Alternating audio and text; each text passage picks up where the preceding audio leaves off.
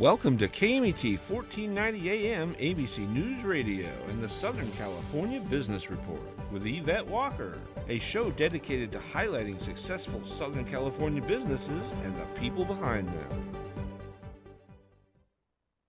Welcome and thank you for joining Southern California Business Report on ABC News and Talks, KMET 1490 AM, 98.1 FM, and KMET TV.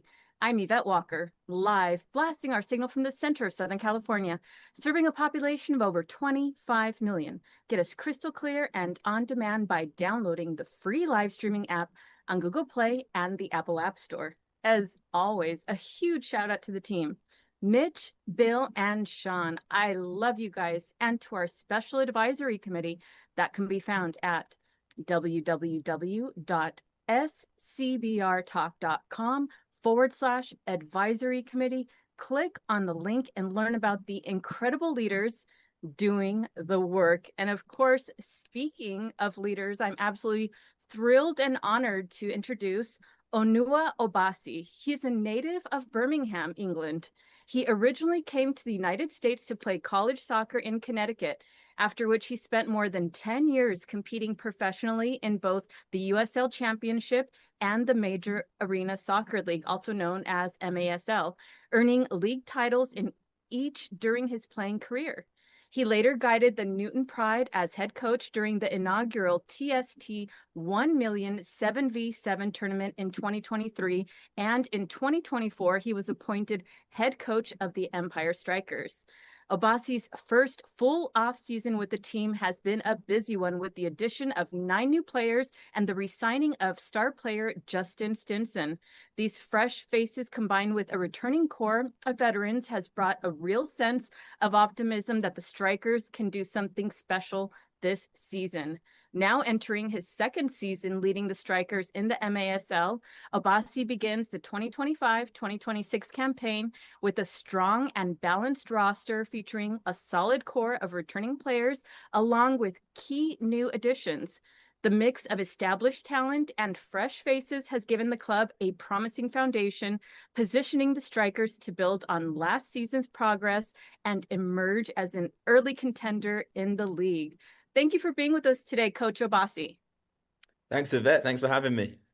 Well, as you know, first of all, I'm just absolutely thrilled that the Empire Strykers are going to be starting with their first home game this Friday at the Toyota Arena. So I'm going to start with that. But as you know, my first question to each of my guests is to talk about, first of all, what inspired you to join soccer and how did that passion evolve into your journey as a coach today? Yeah, so I obviously, maybe you can tell from the accent, but I grew up in Birmingham, England, and like most people growing up in England, the number one, number two, number three, number four sport is soccer, or football as we call it across the pond. And yeah, so you're just immersed in it, like this.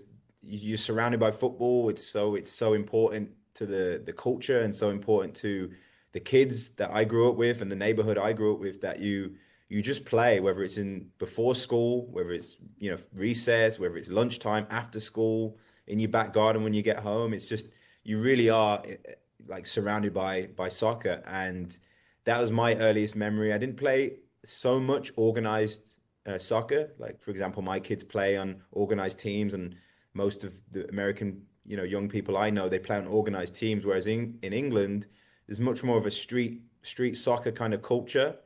And that really appealed to me. I think because you're free to kind of try what you want. There's no one really restricting you. You can be creative. You're with your friends. You're out the house. So for me, I just had a really early love for the sport, and I was good as well. I think it's an important point to note is that I think when you're good at something and it's something that's valued by the people around you, that you're drawn to it even more. And luckily for me, I was pretty good. I had a big brother, so I was always competing against someone a little better. So I think all those factors kind of combined and allowed me to be a successful player eventually. Some ups and downs. I managed to play for England's futsal full national team, which was a big honor at the time. I wore the 3 lions on my chest, represented my country, which was a special moment. But that was at small-sided soccer. So when it came to 11-a-side, where all the money is made and all the big names are, I was kind of behind the pack. Um, Definitely a late bloomer, and I didn't really have a foot in the door to be a professional. And a stroke of luck, I lived with a lad. His name was Steph, and he come to me one day. Said, "Hey, would you be interested in going to the US on a soccer scholarship?" And I didn't even know soccer scholarships existed, but in my mind, I thought anything that can help me continue playing the sport is what I'd love to do. So, my parents are both academics, so I thought mixing education with playing sport is the perfect combination. I can basically satisfy them and satisfy my own needs at the same time. So, I left to go to Connecticut. It was really cool. They came over and watched me, offered me a full ride to Central Connecticut State University. I played there for 2 years. And there's a similarity between college soccer and professional because you train every day. You really are, you are a student athlete, but for me doing a master's, I took it really serious. I took it as seriously as I knew how to at the time, and was able to kind of develop my game.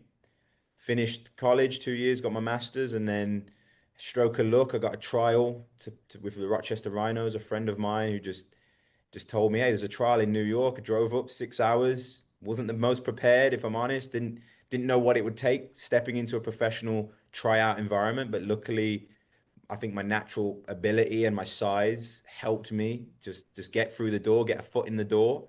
And yeah, and then that was 2014, the start of 2014, and I was able to go from strength to strength. I had a really good coach. He was like a drill sergeant in some ways, but it's what I needed at the time. He taught me there's way more to the game than just your natural ability and dribbling the guy in front of you. There's spacing, there's defending, there's what you do when the ball turns over. So it was like going to school for soccer. It was amazing for me. I remember going home, writing things down.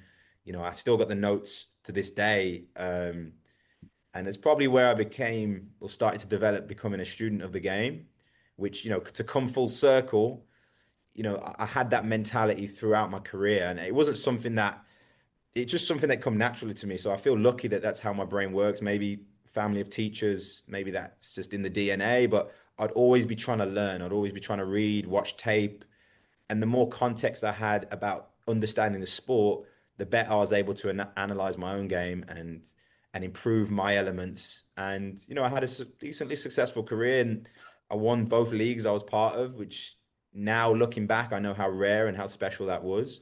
But I was always building up my knowledge base, reading about soccer, speaking to people about it, and yeah, and then obviously the coaching side, I was always coaching kids throughout my career, just something I enjoyed to do. Always worked well with kids, and so I had a sort of coaching background a little bit, but then I had the TST. You mentioned the $1 million tournament, kind of put me on the map, and I was very green. Like I had a grand idea of how I wanted to play, didn't understand the process of coaching, but we just did just enough preparation, more than the other teams, that allowed us to have an edge, and we went on to win that tournament. So that was a really, really cool and surreal experience. We're on national TV.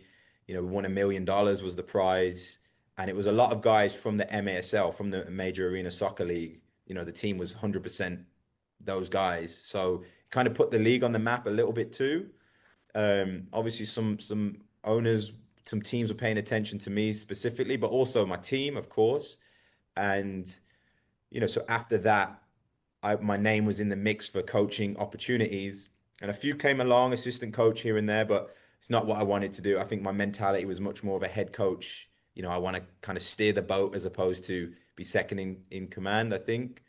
And yeah, and then 2024, got a call from Jimmy Nordberg at the time, who was the GM of the Empire Strykers, a team I'd previously played for, and we had a really cool relationship. We got on well, I think mutual respect. And I remember the first 10 minutes of the conversation, we just talked about coaching and youth coaching and, trends in the game. And then eventually he was like, hey, do you want the job? And I was like, assistant or head coach? And he said, head coach. And I was like, yeah, like sign me up. So, yeah, flew out within a week. I was like in California, like in cold Connecticut on a Wednesday. And then by Sunday, I'm in the sunny, Southern California. So it was definitely a whirlwind turnaround, but super, super fortunate all along the way, all the different steps of my journey. That's, I think, something that I don't lose track of, is that I got some really nice breaks and I was in the position to take it, but some people might not ever get those breaks. So when I do take it, I try and obviously do the best I can. And, my first year was decently successful, won Coach of the Year.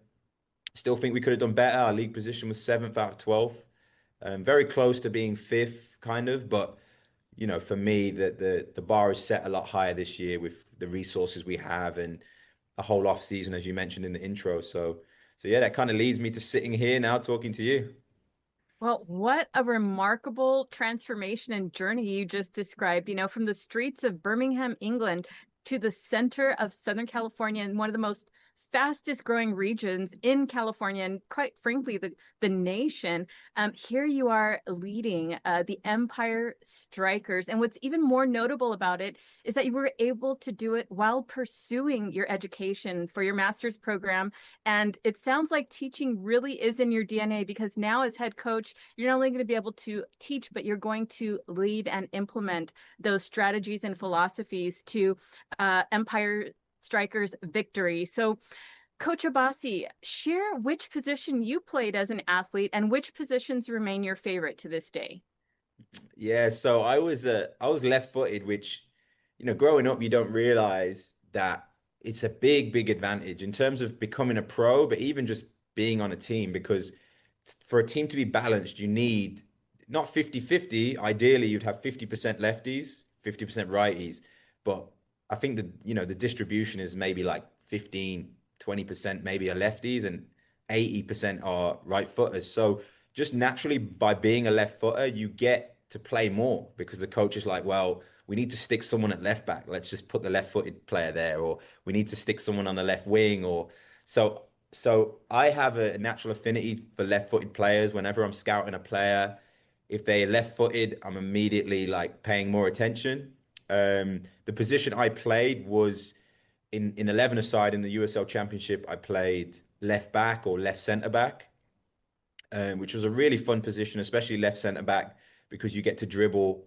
You kind of, you can do the defensive work, but you get the team I played for, the coach encouraged me to dribble up the field and be creative, because that's kind of in my nature. And that was a really fun few years when I got to play that spot. But in terms of MASL, indoor soccer, I played as a defender. But I was quite a unique player, not blowing my own trumpet, but I'm like 6 foot, close to 6'5", really good foot skills from just playing on the street. And as I said, I was a late bloomer. So at one point I was smaller than everyone else. So I had to kind of learn how to use my foot skills and how to use my craftiness and throw people off with the shape of your hips and where your eyes are. And so for me, a defender who can dribble from the back is a really, really useful piece. So even on my team, I've got players who are naturally offensive minded or midfielders by trade, and I've got them playing in deeper positions because I want that sort of ability to change the dynamic. Because when you're a defender, you're normally marked by the opposition's target, who's he's normally slower, he's bigger, he's not naturally wants to defend. So now if you're a dribbler in that position, for me, you have a natural advantage in that matchup. So yeah, I would say defenders who can dribble is my favorite position or favorite profile of player, and probably because it reflects how I was as a player. Well, that's remarkable, especially in a world that seems to be, right hand, right body dominant. Left-handed, a left dominancy is a true gift and skill in the sports world, let alone on the soccer field. So, Coach Obasi, how did your experiences in university and your master's program help shape your current coaching philosophy? Yeah, so there was actually one. I had a class. So to be eligible to play college soccer, you need to be maintaining certain credits and things like this. So I remember I had one season I think it was my second year. No, I think it was my first year at university in the States, and I had to take elective classes to stay eligible. I had to take elective classes, and I didn't really know what to pick. And I was like, okay. And there was a class about psychology. I remember it was just psychology, and I was like, oh, it sounds interesting. It sounds better than mathematics maybe at the time to me. Mhm. So I took that class, and I remember the professor. He was really, really cool professor. One of the best classes I ever took of all my education because of the way he taught it, which I took some notes from the way he taught. But some of the reading he would give us was really thought provoking, and he basically kind of taught me the psychology of motivation, or like how you motivate people, why people stick with things. And he could, like, something that's always stuck in my mind was like the ABCs of motivation, which was autonomy, which is a sense of control over what you're doing, belonging, which is basically you're part of a group, your friends are there, or you're part of something bigger than yourself. It's not just a single pursuit. And then competency, which is, you feel as though you're getting better at something, or you feel good at something. So I think that class alone just opened me up to a world of, I didn't study psychology. I didn't know much about psychology at all, but that class opened my eyes to the idea that, it's not just about the X's and O's. It's not just about this drill or that drill. It's about understanding the psychology of why people play sports, and like that element of things. So that was really instrumental in my understanding of players, and a lens through which I then went on to the rest of my career. And I saw players who would be on the bench, and why were they unmotivated? The way a coach would communicate with a player to get the best out of them. If a coach isn't highlighting your strengths or telling you, "Hey, I love it when you do this," a player might not even know what their strengths are. So I think I was able to have that lens to look through my own career, and then that helped me when I actually came to deal with players, and even as a teammate, a veteran towards the end of my career, how to communicate with players, and obviously to come full circle now as a coach who's responsible for 26 players on a roster, to be able, how do you get them all to be bought in for 6 months when some of them aren't going to be playing as much? How do you make sure the levels are still high? And I trace it back to that class. I trace it back to that professor who assigned me that work and discussed it in a way that put me on a trajectory. Because I can imagine if I never took it, I would probably hold some like old-fashioned views of coaching, and like, because my coaches, a lot of them were old-fashioned in their views.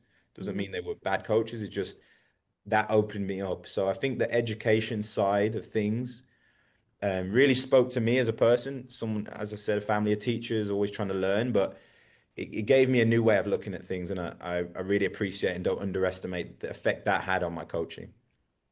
Well, it sounds like that really lent itself to developing and influencing your strategic side of soccer and your desire to learn, which has shaped your approach on and off the field.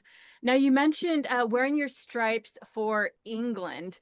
Tell us about that professional team and what lessons you learned from that experience that have stayed with you. Yeah, that was a really cool experience. So it was so, as I say, luck. I keep coming back to luck because I don't know however way to describe it, but I remember I was working I took a year out between my high school, the equivalent of high school, and university in England, where I studied in Liverpool. And I took a year out. And I remember my mom is the type of mom who's like, "Hey, you got to get out of the house. You got to work. You can't just be sitting at home playing PlayStation or what have you." So I got a job while I was doing like a qualification, like business admin, super just generic business admin. So I got a job, and I remember a friend of mine had a tournament during school work hours, and I remember asking my boss. She was super cool. Delia, her name, was really, really cool. My first boss, so I was spoiled because she treated me like I was her son. And I remember tail between my legs going to her the day before saying, "Hey, can I take a day off tomorrow? There's a soccer tournament." Now that I'm a grown person, I realized that was quite ridiculous to ask the next day. But she let me off. She was like, "Yeah, go for it. Good luck." Super, super nice lady. So I went to that tournament, and I got 3 goals in the final. And there was a scout from England futsal there, and he saw me and he come up to me and said, "Hey, do you want to trial for England futsal?" And I'd never heard the word futsal in my life. I remember thinking like, "What's futsal?" Never heard of it. Didn't know it was a big, big sport in Brazil, just not so big in England. And he got me a trial, and I remember going to the trial, and it was one of the first times I was able to step into an environment and go, "Oh, I'm not the best player here. Like this guy's better than me at this. This guy's better than me at that." And that was really, really cool. something I'd always wanted, just to be in an environment where I wasn't the best. Not saying I was so good, but in my own mind, I always felt I was the best. And this was like a bit of a humbling, and it was really cool. Yeah, my coach was like an educator. He was not just a coach; he was like an educator as well. So the way he taught and the way he spoke was very empowering and very cool. And I had some super talented teammates, and I stole a lot of their moves, like some trademark moves that people attribute to me. I know really I stole them 15 years ago at an England futsal camp. So that was really cool because I was with older players. They were grown men who were playing professionally, and I was just a student, like not even in university yet. So I got to be in an environment where I was really challenged, and just the way futsal is small-sided soccer, you really develop your foot skills. And yeah, so I was able to literally take a few moves, like trademark moves from the best players on the team. And yeah, and those moves carried me through to this day. I still use the same moves when I play football or soccer. And yeah, I got to travel around Europe. Some experiences that would just I'd never think I could have been. Wore the full England tracksuit the same way David Beckham at the time was playing for England. So the same stuff they're wearing, the same venues, the same facilities we were able to use. So yeah, it really opened my eyes to a level of professionalism, and just probably lit a fire under me that, hey, I want this full time. Like I want to keep playing soccer because it could be like this one day if things go well.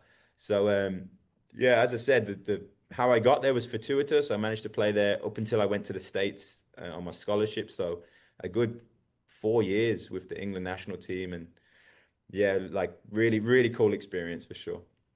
Well, thank you to Delia for letting you take off that second day of work to go and try out for the team, and to give you the opportunity to expand your horizons and teach you that there was so much more still left to learn. That in itself must have been a tremendous inspiration from you, right? Where some people may be discouraged because they realize, gosh, I'm not the best on the field. You actually channeled that to embrace it and motivate yourself to learn more and adopt some of those successful moves, as you've said, some of those signature moves from previous mates on the field as well.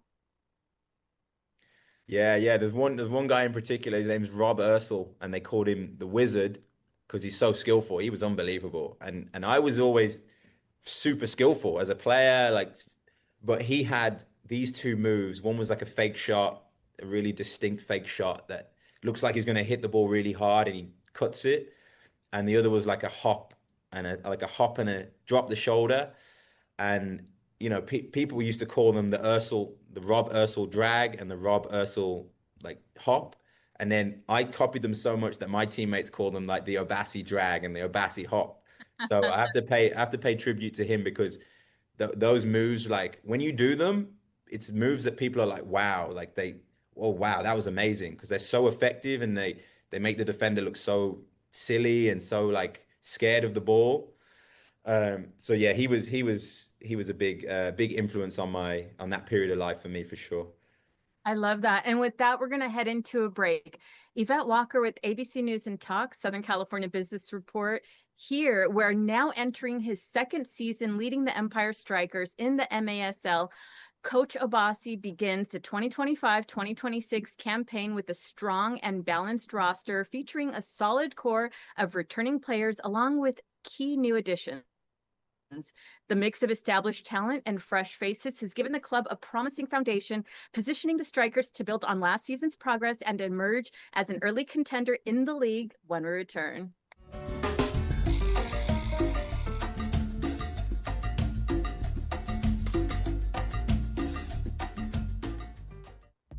Five-star Etsy favorite with truly unique ingredients.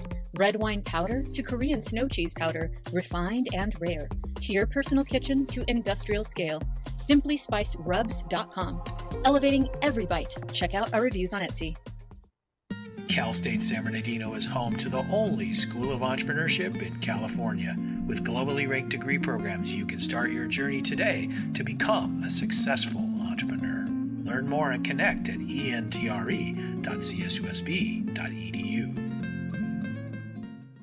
Hi, I'm San Bernardino County Sheriff Shannon Dykes. If you're looking to start an exciting career in law enforcement and make a difference in your community, we are hiring dispatchers, nurses, deputies, laterals, and many more. For a complete list of our jobs and more information, visit sheriffsjobs.com. The University of La Verne is rated first in California for alumni satisfaction. Learn more about accelerated programs offered online and on campus in La Verne, Irvine, Ontario, Burbank, or College of the Canyons. Visit go.laverne.edu. The University of La Verne. go.laverne.edu. Hi, I'm Dana Rademacher with MGR Property Management. A lot of people wonder about the value that property management has for their property. Property management can include all property types, including residential, commercial, and HOA. It is valuable because property managers are experienced in what can happen at your property. We're aware of liabilities. We're able to do predictive and preventative maintenance. We know what is coming up with the changes in the weather, the seasons, how old certain aspects or different capital projects at your property are.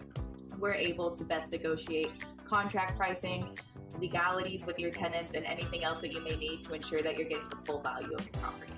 If you're interested in speaking with the representative at MGR Property Management regarding your property management needs, you can visit our website at mgrrealestate.com, or you can call our number at area code 909-581-6600 to be connected with the representative.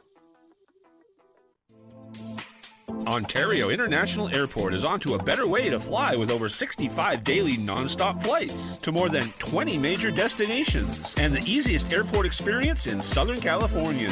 Visit flyonto.com/Ontario to learn more about Ontario International Airport today. Take KMET 1490 AM with you everywhere you go by downloading our free smartphone apps found on the KMET website, KMET1490am.com. You can also go to the Google Play Store or the Apple App Store on your phone to download the free app. Now you can listen live or play any of your favorite programmers' podcasts using your smartphone. Go to KMET1490am.com and download your free phone app today. We are the Empire Strykers, the professional sports team of the Inland Empire. We are a fast-actioned and community-inspired pro indoor soccer team. Our mission is to inspire the Empire. Home games, community events, watch parties, and youth camps are all back. Professional indoor soccer is back. Join us and come watch the greatest show on turf at Toyota Arena or on Twitch. Visit www.theempirestrikers.com for more and any information.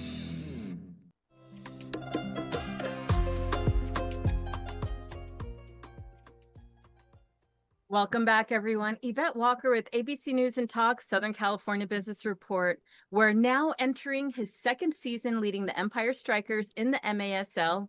Coach Obasi begins the 2025-2026 campaign with a strong and balanced roster featuring a solid core of returning players along with key new additions.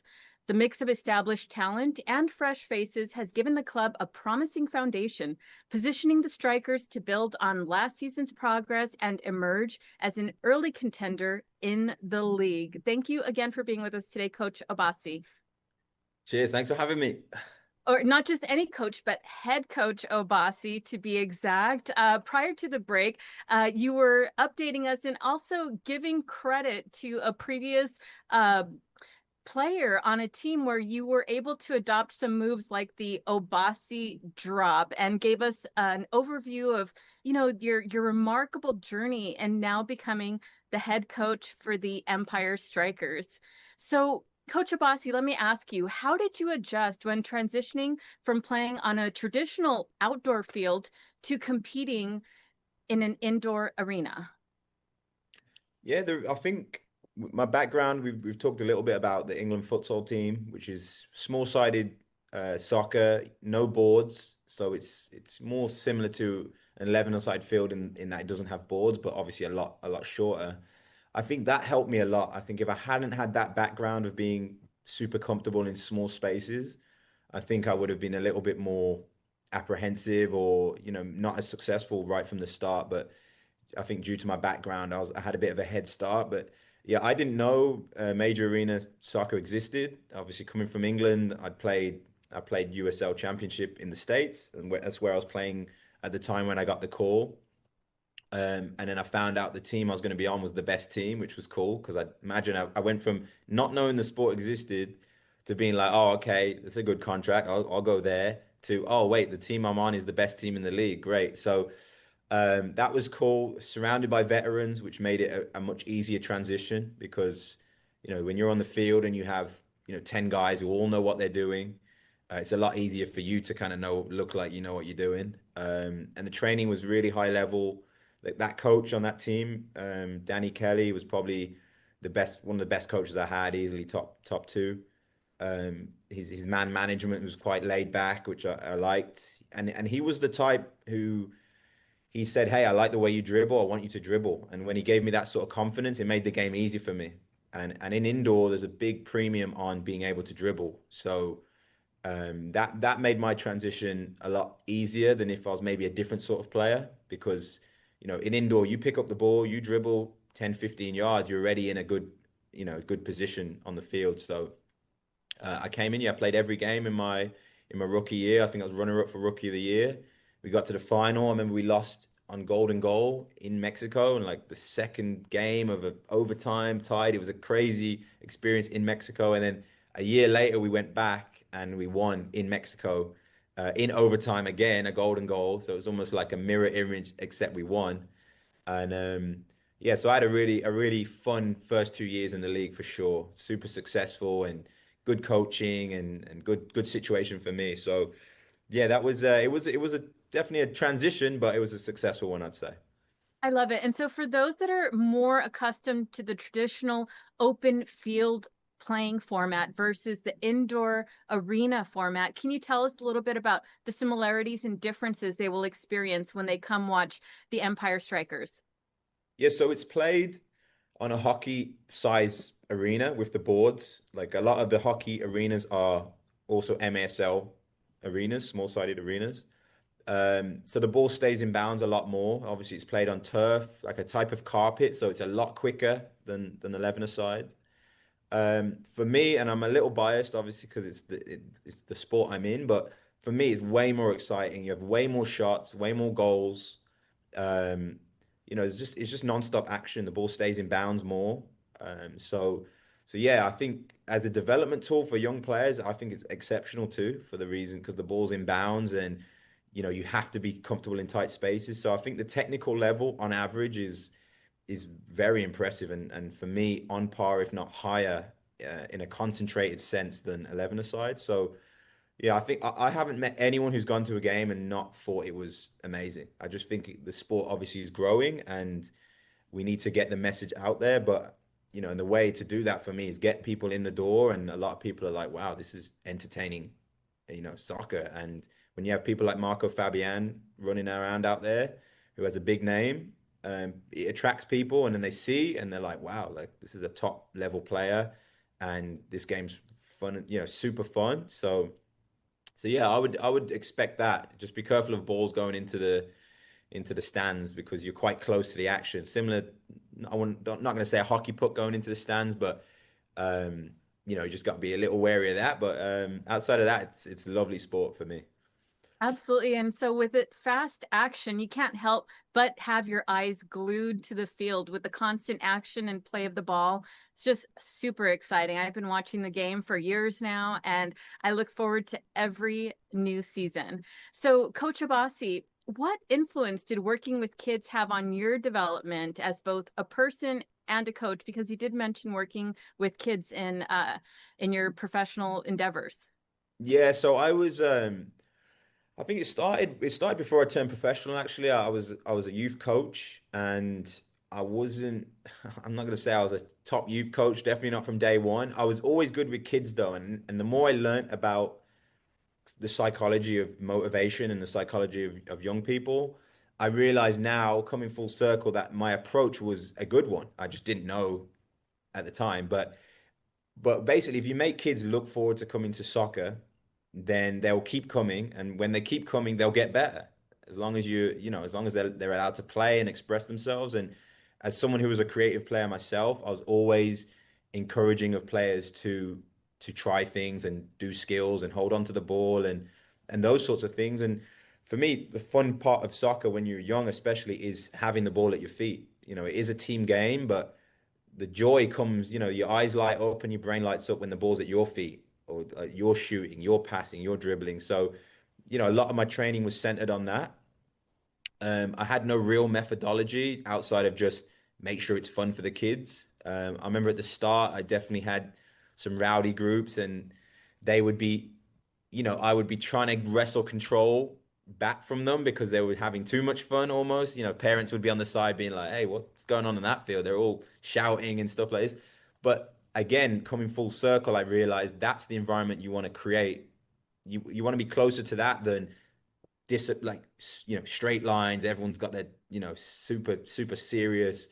So I carried a little bit of that into the professional environment. I do think as professionals, you have to be much more strict with your standards because, so you can stop sessions more and say, hey, I want this because we're here to perform. Of course, it's fun, but our fun looks different. It's not as free and easy as young players who are developing. It's much more like you need to execute.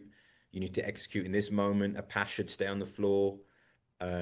You can't lose the ball in that area. It's much more, for me, specific. Whereas if you try and do that with kids, you ruin the fun for them and you ruin the flow. And, they're there to make mistakes. Where at the pro level, you're there to manage risk. And of course, you've got to empower your creative players to take risks at times, but it's when they take risks, where they take risks. So yeah, I would see them as distinct. I actually coached this weekend at a camp just for a friend of mine locally, and I was saying to him, it's a nice change of pace because you can just mess around with the kids, you can have fun, you can make jokes. Whereas when you're a professional coach, you have to maintain some level of professionalism. Of course, you want to have fun with your players and joke with your players and build that sort of bond and relationship, but it's not the same as a kid who you can joke and you can join in and kick the ball and stuff like this. So definitely there's a difference there, but there's also a similarity in terms of relationships and making sure players enjoy turning up to the environment. Absolutely. I love the dichotomy of both environments, right? One where it's just fun and development, and the other one where it's completely analytical and performance based, right? Taking all that fun and showing the numbers and the performance. Coach Obasi, in your opinion, what qualities or moments led to your recognition as Coach of the Year? So I think one, I think a little bit of fortune because there was no other coach who kind of, had a season that was so remarkable. Not saying coaches didn't have good seasons. It's just, if you got San Diego who had a great record, they're favorites to win almost every year. So when they have a good record, it's not as remarkable as a team like the Strikers. Before I got there, they had a pretty bad record. They were a losing team. The roster didn't change drastically, and I was able to make them a much better, much more competitive team. So definitely feel thankful that was recognized because, we went from, I think, winning 2 games, I think the year before, to winning, 12 games the next year, which is quite a jump. But the team had some good players. I just think it was a little dysfunctional. They didn't maybe focus on the defense the year before. And so I think some easy fixes allowed us to be competitive with what was a half decent squad already. But I think the other element is that I brought a distinctive style of play. I used my goalkeeper a lot as like an extra player in possession. So instead of being five field players versus 5, it was 5 field players and a goalkeeper against their 5. So especially early in the season, that caught a lot of teams off guard. And I think when it worked, it was really, really cool to watch. It was different. So I think that stood me out. And so, yeah, I think I kind of was the last man standing in terms of like who could qualify for the award. The coach in Baltimore had a good season, but again, he's a veteran coach who, they expect more from him. I think it's because there was low expectations for my team, to be completely honest, and we exceeded them pretty well. So I think that led me to be the coach of the year. But I'm super thankful because I definitely put the work in, in my room, in my office or whatever, but people don't really see that. They just see what's on the field. So the fact that I was recognized, I take it more as, I did put the work in, and to get recognized is really cool because only I really know what I was doing and how I was conducting practice and how I was conducting video sessions and stuff like this. So yeah, definitely thankful for that one. Congratulations again, Coach. So talk a little bit about the core components that go into building an entirely new system for a team, and maybe touch on some of the challenges that you face when transitioning players who were used to a different system and established habits to a new system and kind of your way of doing things. Yeah, I think I came into a situation that was probably not ideal because I joined midway through preseason. So there was already some things had been established, some hierarchies had been established. And the way I wanted my team to play, I always had this idea of using the goalkeeper. I think it's an advantage if used the right way. So yeah, there was definitely the first few weeks, there was a few tense moments where, I want us to play a certain way and guys don't quite get it. And they could be more senior guys. They could be guys who have played in the league and been successful. And then you have to make a decision, do I stick to my principles? Do I change? How fast do I try and change things? How much freedom do I give the players? How much input do I let them have? So these are delicate balances. And, I don't think I got them all right, throughout the season. But as long as you're learning from them, I think some mistakes and some lower moments, you use them to build your higher moments. So yeah, I think bringing the goalie up, it took work on my end because what looks good on paper doesn't always look good in training, and the training environment doesn't always replicate the game. So these are, real limitations that, because you're trying to do a session and it's not successful on a small field, but you really believe it will be successful on the big field. It's hard for the players to believe. So you have to really be strong in your beliefs and strong in your consistency of like, hey, this is what we're going to do.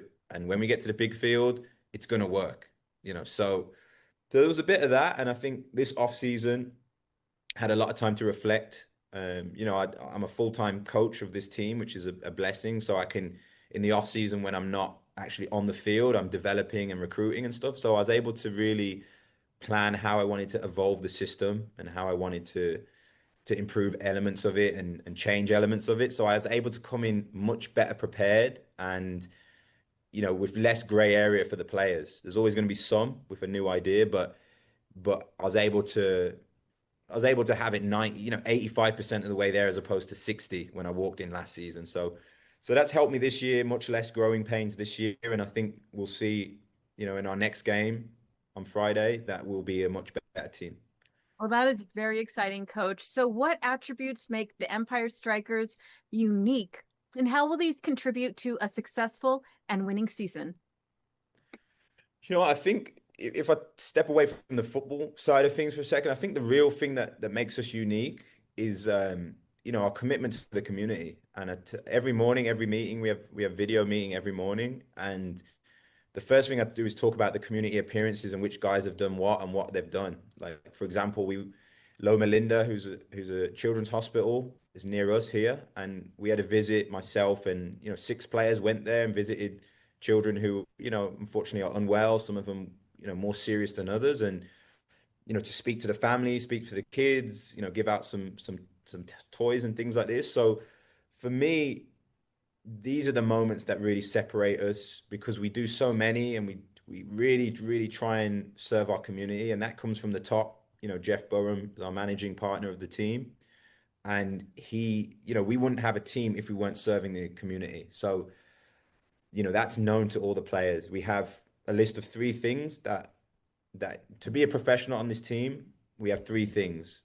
Number 1 is community, serving the community, inspiring the next generation.